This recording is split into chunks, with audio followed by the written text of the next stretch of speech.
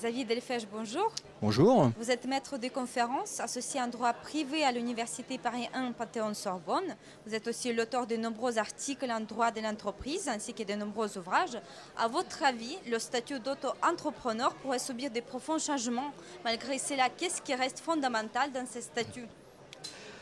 Alors, d'abord, on avait envisagé sa suppression, ça n'est plus d'actualité. Profond changement, je ne pense pas, mais il y aura nécessairement des évolutions. Ce qu'il faut nécessairement pour que le dispositif conserve, je dirais, sa pureté originelle, c'est qu'il conserve sa simplicité. Et en particulier la règle selon laquelle, si vous ne faites pas de chiffre d'affaires, vous n'avez pas à payer de charges ni d'impôts. C'est cela qui est fondamental. Et concernant l'actualité, est-ce que vous souhaitez vous exprimer?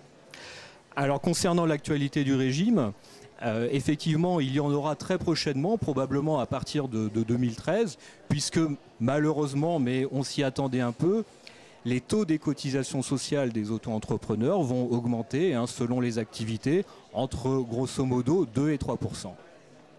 Dans un mois, votre nouvel livre va sortir, qui s'appelle d'ailleurs SARL, Oui. chez Delmas.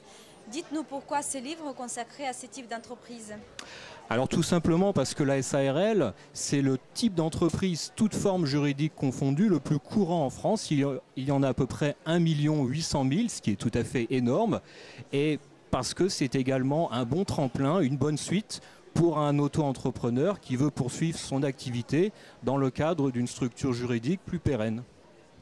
Xavier Delpech, merci beaucoup pour cette interview. Je rappelle que vous êtes maître de conférences, associé en droit privé à l'Université Paris 1 Panthéon-Sorbonne et que vous êtes aussi auteur de nombreux articles et de nombreux ouvrages. Merci beaucoup, bon salon et à bientôt.